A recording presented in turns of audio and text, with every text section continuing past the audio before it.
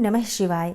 जय माता दी दोस्तों, आपके अपने चैनल धर्म साधना में आपका बहुत बहुत स्वागत है। माँ भगवती दुर्गा की कृपा आप और आपके पूरे परिवार पर सदा सर्वदा बनी रहे। दोस्तों, आज की वीडियो में मैं आपसे बात करने वाली हूँ कि मात्र 11 सोमवार में हम किस प्रकार से शिवलिंग की पूजा करें, कौन सी वस्तु शिवलिंग पर अर्पित करें और कौन सी वस्तु शिवलिंग से, शिव मंदिर से हम अपने घर लेकर आएं, जिससे कि घर के समस्त कष्ट दूर हो जाएं। किसी भी प्रकार का कष्ट हो, आपका कोई भी परेशानी आपके जीवन में हो, धन का अभाव हो, कर्ज से परेशान हो या घर में बहुत अधिक कलह क्लेश रहता है। कई लोगों के कमेंट आते हैं कि परिवार के सदस्यों की आपस में बनती ही नहीं है, परिवार में इतना अधिक कलह क्लेश रहता है कि आपस में जो रिश्ते हैं वो बिगड़ते जा रहे हैं। तो इस अवस्था में ये उपाय आपके लिए एक चमत्कार की तरह काम करेगा। इसके अलावा अगर आप पितृदोष से परेशान हैं, अभी कुछ समय से एक कमेंट आ रहा है कि घर में पितृदोष है, पितृदोष की वजह से तमाम तरह की परेशानियां बनी हुई हैं। मैंने पहले भी वीडियो में आपको बताए हुए हैं पितृदोष की वजह से कितनी अधिक परेशानियां रहती हैं। पितृदोष अगर होता है तो घर में किसी भी प्रकार का मांगलिक कार्य नहीं हो पाता है, बच्चे बड़े होते हैं लेकिन शादियां नहीं हो पाती हैं, घर में धन बहुत आता है लेकिन टिकता नहीं है, या धन का आगमन ही नहीं होता है। आप कितना भी धन कमाते हैं कर्ज में ही फंसे रहते हैं, बड़े से बड़ा व्यापार होता है और पितृदोष अगर आपके घर में लगा हुआ हो तो व्यापार चलता ही नहीं है, आप जहां भी पैसा लगाते हैं डूब जाता है। अगर ऐसी स्थिति है तो समझ लीजिए ये पितृदोष है। संतान नहीं होती है, वंश की वृद्धि रुक जाती है, ये भी पितृदोष के ही लक्षण होते हैं। कई प्रकार से पितृदोष के लक्षण होते हैं, कई तरह से अगर हमारे पितृ नाराज होते हैं तो वो हमें दर्शाते हैं और हमारी परेशानियां बढ़ाते हैं। तो इसके लिए भी जो आज का उपाय है वो रामबाण की तरह काम करेगा। घर में वास्तु दोष की वजह से अगर परेशानियां बनी हुई हैं, इस उपाय को जरूर कीजिए। नौकरी मिलने में परेशानियां हैं या व्यापार में दिक्कत आ रही है तो इस उपाय को करने से आपको लाभ अवश्य होगा। और अभी कुछ समय से हमारे धर्म साधना परिवार के ही एक सदस्य का लगातार कमेंट आ रहा है कि उनके घर में पितृदोष है और उन्होंने पूजा भी करवा ली है, सभी प्रकार के उपाय भी कर लिए हैं, पीपल की पूजा भी वो निरंतर कर रही हैं, लेकिन उनके जीवन में, उनके घर परिवार में परेशानियां निरंतर बनी हुई हैं। तो मैं आपसे कहना चाहूँगी, आप इस उपाय को ज़रूर कीजिए, पूरे विश्वास से कीजिए। और मेरे विश्वास पर अगर आप विश्वास रखेंगे तो निश्चित ही मात्र 11 सोमवार में आपकी परेशानियां कम होने लगेंगी। और नियमित तौर पर आप इस उपाय को करते रहेंगे तो कुछ ही समय में आपके जीवन से जो भी पितृदोष है, जो भी पितृदोष की वजह से परेशानियां बनी हुई हैं, वो समस्त परेशानियों से आपको मुक्ति मिल जाएगी। तो वीडियो को पूरा जरूर देखिए और विश्वास के साथ इस उपाय को कीजिए।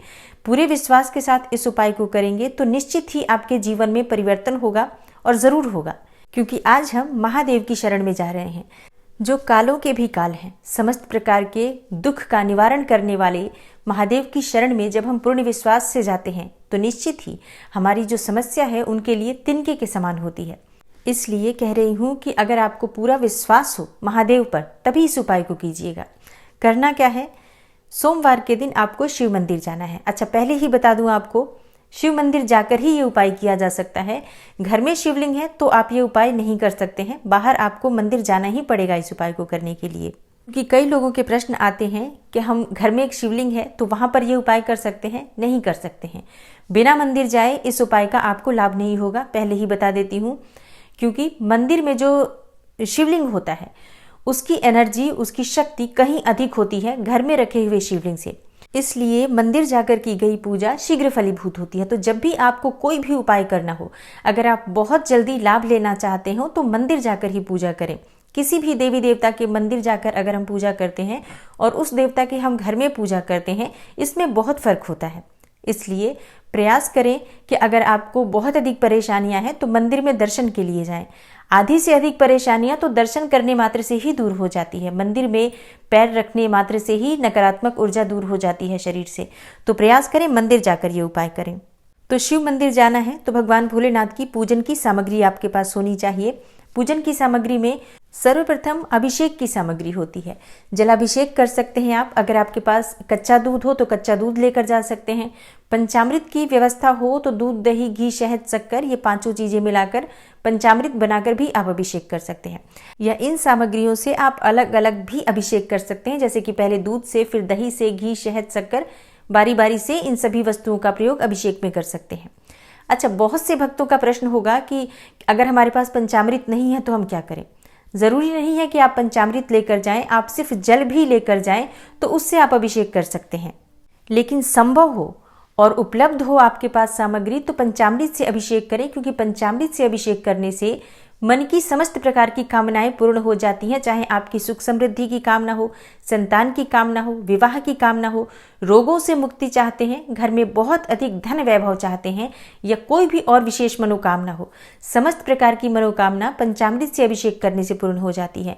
तो अगर संभव हो तो आप पंचामृत की व्यवस्था जरूर कर लीजिए। लेकिन अगर पंचामृत नहीं है तो परेशान होने की बिल्कुल भी आवश्यकता नहीं है। आपके पास जो भी सामग्री है भगवान भोलेनाथ को अभिषेक के लिए लेकर जाइए। जल जरूर होना चाहिए, थोड़ा सा गंगा जल मिश्रित जल घर से लेकर जाएं। देखिए, गर्ग संहिता में कहा गया है कि जो भी वस्तु हम अपने घर से लेकर जाते हैं, अगर हम घर से भरकर जल लेकर जाते हैं तो उस जल में समस्त पवित्र नदियों का जल समाहित हो जाता है, स्वतः ही समाहित हो जाता है। बिना गंगा जल मिलाए भी जो जल हम अपने घर से लेकर जाते हैं शिवलिंग पर अभिषेक करने के लिए, तो इसमें समस्त प्रकार की पवित्र नदियों का जल समाहित होता है। इसके अलावा भगवान भोलेनाथ के अभिषेक के लिए जब हम घर से जल भरकर ले जाते हैं और अभिषेक करते हैं तो हमारे घर के समस्त प्रकार के दोष समाप्त हो जाते हैं। चाहे पितृदोष हो, वास्तु दोष हो, किसी भी प्रकार का ग्रह दोष हो, परिवार के किसी भी सदस्य के ऊपर किसी प्रकार की नकारात्मक ऊर्जा हो, किए कराए का असर हो, या रोग व्याधि कलह क्लेश किसी भी प्रकार की जो समस्याएं होती हैं, जो नेगेटिव एनर्जी होती हैं, ये समाप्त हो जाती हैं इस जल से जब हम भगवान भोलेनाथ का अभिषेक करते हैं। इसलिए जब हम मंदिर जाते हैं जल हमें घर से लेकर ही जाना चाहिए। बहुत से लोगों का कहना होता है कि मंदिर में ही जल की व्यवस्था है तो हम वहीं से जल भरकर वहीं शिवलिंग पर अर्पित कर देते हैं। इससे आपको वो फायदा ही नहीं हुआ जिसके लिए आप मंदिर जाते हैं। मंदिर हम जाते हैं ताकि हमारे घर की जो भी परेशानियां हो वो दूर हो। वो तब दूर होंगी जब अपने घर से जल लेकर जाएंगे भगवान भोलेनाथ का अभिषेक करने के लिए। तो जब भी आप मंदिर जाते हैं घर से पात्र में जल भरकर ही लेकर जाएं। चाहे उसमें अगर गंगा जल हो तो मिला सकते हैं, या ना हो तो सिर्फ शुद्ध जल भरकर आप भगवान भोलेनाथ का अभिषेक करने के लिए घर से लेकर जाएं।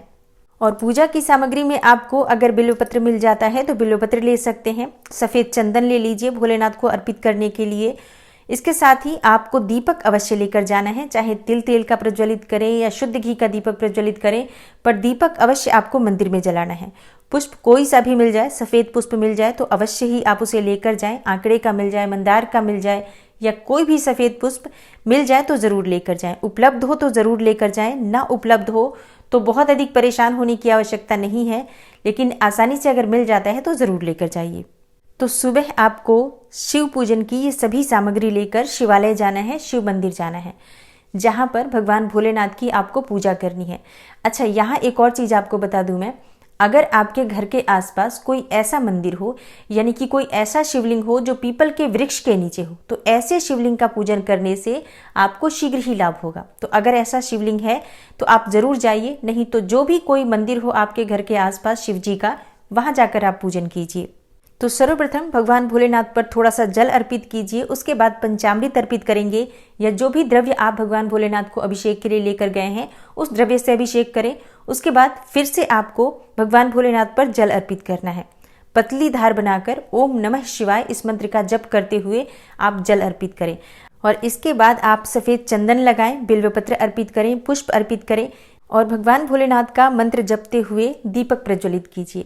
आज एक विशेष चीज भगवान भोलेनाथ को आपको अर्पित भी करनी है। भगवान भोलेनाथ की पूजा में 108 की संख्या का विशेष महत्व होता है। 108 की संख्या में जब हम भगवान भोलेनाथ को कोई वस्तु अर्पित करते हैं तो भगवान भोलेनाथ उस कामना को अवश्य पूर्ण करते हैं जिस कामना के लिए हम उनकी पूजा कर रहे हैं। हमारे जीवन की जो भी समस्या हो, आप अगर भगवान भोलेनाथ पर 108 आंकड़े के पुष्प, 108 बिल्व पत्र या 108 धतूरे के पुष्प या कोई भी उनकी प्रिय वस्तु अर्पित करते हैं तो इसका बहुत शीघ्र आपको लाभ होता है। तो आपके पास कोई भी सामग्री अगर 108 की संख्या में हो तो अवश्य अर्पित करनी चाहिए। अब बहुत आसानी से जो मिल जाने वाली चीज़ है हम उस पर बात करेंगे। सबके घर में चावल होता है। अपने घर से अखंडित चावल, जो कि बिल्कुल भी टूटे हुए चावल ना हो, ऐसे चावल आप 108 की संख्या में गिन कर लेकर जाइए। एक एक चावल का दाना अपने दाहिने हाथ से उठाकर भगवान भोलेनाथ पर अर्पित करें। ओम नमः शिवाय जप करते रहें। कोई भी मंत्र आप जप कर सकते हैं। मैं ये साधारण सा मंत्र इसलिए बता रही हूँ क्योंकि ये सबको आसानी से आ जाता है। लेकिन अगर आप किसी और मंत्र का भी जाप करना चाहते हैं तो उस मंत्र के द्वारा भी भगवान भोलेनाथ का अभिषेक कर सकते हैं, पूजन कर सकते हैं। जैसे कि महामृत्युंजय मंत्र का अगर आप जाप कर पाएं, या शिव तांडव स्तोत्र का आप पाठ कर पाते हैं, श्री रुद्राष्टकम का पाठ कर पाए, जिस भी स्तोत्र या पाठ के द्वारा आप भगवान भोलेनाथ की पूजा करने में आप सहज महसूस करते हैं, उस मंत्र के द्वारा आप भगवान भोलेनाथ की पूजा कर सकते हैं। और 108 दाने चावल अर्पित करने के बाद भगवान भोलेनाथ की आरती कपूर से कीजिए। आपके मन की जो भी कामना है भगवान भोलेनाथ से, उसे पूर्ण करने के लिए प्रार्थना कीजिए और थोड़े समय मंदिर में बैठकर भगवान भोलेनाथ के नाम का, मंत्र का स्मरण कीजिए। अपनी जो भी परेशानी है, जो भी समस्या है, चाहे जिस भी प्रकार के संकट से आप घिरे हुए हों, समस्त प्रकार के संकट भगवान भोलेनाथ से मंदिर में बैठकर कहिए कि आप इस परेशानी में हैं, इस समस्या से जूझ रहे हैं, भगवान भोलेनाथ आपकी मदद करें इस समस्या से बाहर निकलने के लिए। मन की कोई कामना है तो भगवान भोलेनाथ से उसे पूर्ण करने के लिए प्रार्थना कीजिए। जब भी हम भगवान भोलेनाथ के मंदिर जाते हैं, थोड़े समय मंदिर में अवश्य बैठना चाहिए। शांत मन से बैठकर अपने मन की प्रार्थना कर सकते हैं। कोई समस्या नहीं है तो भी थोड़ी देर तक बैठना चाहिए और मन से भगवान भोलेनाथ को धन्यवाद करना चाहिए हर उस चीज के लिए जो भी भगवान ने हमें प्रदान की है। अब आप कहेंगे कि इस पूजा में विशेष क्या है, हम तो हर बार ऐसे ही पूजा करते हैं। देखिए, इस पूजा में विशेष ये है कि आपको एक ही समय पर मंदिर जाना है। मतलब सुबह अगर आप 7 बजे मंदिर जाते हैं तो हर सोमवार को आपको 7 बजे मंदिर जाना ही होगा। 5 या 10 मिनट का अंतर हो तो चल जाएगा, लेकिन ऐसा नहीं होना चाहिए कि आज आप 7 बजे जा रहे हैं, कल आप 9 बजे जाएंगे। एकदम एक ही समय पर आपको हर सोमवार को मंदिर जाना है। दूसरा, जो भी सामग्री आप भगवान भोलेनाथ की पूजा के लिए लेकर जा रहे हैं 108 की संख्या में, अगर आप चावल के दाने लेकर जा रहे हैं या फिर आप आंकड़े के पुष्प लेकर जा रहे हैं, बिल्व पत्र लेकर जा रहे हैं, कोई भी सामग्री जो आप 108 लेकर जा रहे हैं, हर सोमवार को वही सामग्री 108 की संख्या में आपको लेकर जानी है। और काले या नीले रंग के वस्त्र धारण करके आपको मंदिर नहीं जाना है, इस बात का भी आपको ध्यान रखना है। और हर सोमवार को आपको मंदिर जाना ही होगा जब तक आपकी कामना पूर्ण नहीं हो जाती है। लगातार आप पूरे धैर्य के साथ, पूरे विश्वास के साथ शिव मंदिर जाएंगे हर सोमवार के दिन। वैसे मुझे पूरा विश्वास है कि 11 सोमवार में आपकी कोई भी कामना हो पूर्ण हो जाएगी। और अगर पूर्ण नहीं होती है, थोड़ा समय लगता है, क्योंकि कई बार हमारे प्रारब्ध ऐसे होते हैं कि पूजा पाठ करने के बावजूद भी बहुत समय लग जाता है उन प्रारब्ध को कटने में। तो आप धैर्य बनाए रखिए, लगातार शरण में रहिए, आपकी कामना अवश्य पूर्ण होगी। समस्या चाहे कोई भी हो, भोलेनाथ की शरण में गए हैं तो मन में विश्वास रखें कि हर समस्या दूर होगी। महिलाओं का प्रश्न होगा कि हम 11 सोमवार लगातार कैसे जाएं, पीरियड्स में कैसे पूजा करें। देखिए, पीरियड्स की अवस्था में हम पूजा नहीं करेंगे, लेकिन जब पीरियड समाप्त हो जाता है, शुद्ध दिनों में आप पूजा कर सकते हैं। शास्त्रों में महिलाओं के लिए एक ये विशेष छूट है कि जब भी हम इस अवस्था में होते हैं और तब हम पूजा पाठ छोड़ते हैं तो इसे दोष नहीं माना जाता है। सामान्य अवस्था में अगर आप शुद्ध हैं तो आपको मंदिर जरूर जाना है। और अब जानते हैं कि आपको मंदिर से क्या लेकर आना है। जो जल हम भगवान भोलेनाथ को अर्पित कर रहे हैं, आप ऐसा कीजिए कि एक पात्र आप जल पूरा अर्पित कर दीजिए। उसके बाद से थोड़ा सा अपने पात्र में शिवलिंग की जलधारी से गिरता हुआ जल लेकर आपको घर आना है। थोड़ा सा जल चाहिए, आप 2 चम्मच 3 चम्मच ले आइए, लेकिन ध्यान रखना है कि आपको अपने पात्र में जो आप जल लेकर गए हैं उसे पूरा अर्पित कर देना है, उसमें से नहीं बचाना है। जलधारी में से गिरता हुआ जल आपको अपने पात्र में लेना है और उस जल को आप अपने घर में लेकर आएंगे। पूरे घर में उस जल से छिड़काव कीजिए। घर के कोने कोने में उस जल का छिड़काव होना चाहिए। घर के सदस्यों के ऊपर भी उस जल से छिड़काव कीजिए। सबके ऊपर से नकारात्मक ऊर्जा दूर हो जाएगी। घर से नकारात्मक ऊर्जा दूर होगी। घर के मुख्य द्वार पर, मुख्य द्वार का जो गेट होता है, उस गेट पर भी आप जल का छिड़काव कीजिए, जिससे कि किसी के भी किए कराए का असर अगर आपके घर के ऊपर हो या फिर किसी भी प्रकार की नकारात्मक शक्ति अगर आपके घर के आसपास हो तो वो दूर हो जाएगी। घर में जल का छिड़काव करने से आपके घर से समस्त प्रकार के दुख का नाश होगा, दरिद्रता का नाश होगा। घर से कलह क्लेश भी दूर होगा। परिवार के सभी सदस्यों में प्रेम की भावना भी बढ़ेगी। मतलब अगर रिश्ते बहुत अधिक परिवार के लोगों में खराब हो गए हैं, इस उपाय को कीजिए। शीघ्र ही परिवार के सभी सदस्य एक दूसरे की बात से सहमति भी रखेंगे। इतना भी बड़ा पितृदोष हो, कोई भी ग्रह दोष हो, कोई भी वास्तु दोष हो, इससे दूर होगा। अब आप में से कई लोगों का प्रश्न होगा कि जब हम जल चढ़ाते हैं उसी समय पर दूसरे लोग भी जल चढ़ा रहे होते हैं, तो ऐसे में जो हम पात्र में जल लेकर आएंगे तो क्या सबके जल नहीं होंगे उसमें मिक्स? देखिए, इससे हमें कोई फर्क नहीं पड़ता है। जलधारी से गिरा हुआ जल जो होता है वो अमृत के समान होता है। ऐसा कहा जाता है शास्त्रों में कि उस जल का पान करने के लिए सभी देवी देवता वहां खड़े रहते हैं। तो आप अगर उस जल को लेकर आते हैं अपने घर में, चाहे किसी ने भी वो जल चढ़ाया हो, हमें थोड़ा सा जल चाहिए जो जलधारी से स्पर्श होकर हमें प्राप्त होता है, उसी जल से आपको अपने घर में छिड़काव करना है। और करके देखिए ये उपाय, आपको लाभ इतना अच्छा दिखेगा कि आप लगातार निरंतर अपने जीवन में इस कार्य को करेंगे। और इस उपाय को करने के लिए बस एक ही शर्त है, भोलेनाथ पर पूर्ण रूप से विश्वास और श्रद्धा। मैं जानती हूँ कि मेरे धर्म साधना परिवार के सभी सदस्यों में धर्म के प्रति आस्था बहुत है। तो अगर आपको आज की वीडियो अच्छी लगी हो तो हर हर महादेव का जयकारा कमेंट बॉक्स में ज़रूर लगाएं। वीडियो को लाइक करें और शेयर करें ज़्यादा से ज़्यादा, जिससे कि दूसरे लोगों को भी इस वीडियो से लाभ हो। बहुत से लोगों के जीवन में परेशानियां हैं, उन्हें दूर करने के लिए अगर आप एक माध्यम बन पाते हैं तो ये भी आपके लिए एक बहुत बड़े पुण्य का ही काम होगा। और अगर आप चैनल पर पहली बार आए हैं, अच्छी लगी हो आज की वीडियो, तो चैनल को लाइक कीजिए, शेयर कीजिए और सब्सक्राइब ज़रूर कर लीजिए। बेल बटन को भी प्रेस कर लीजिए। इससे ये होगा कि इस चैनल पर जो नई वीडियो अपलोड होंगी उनकी नोटिफिकेशन आपको सही समय पर प्राप्त हो जाएगी। मैं मिलती हूँ आपसे अगली वीडियो में, तब तक के लिए नमस्कार।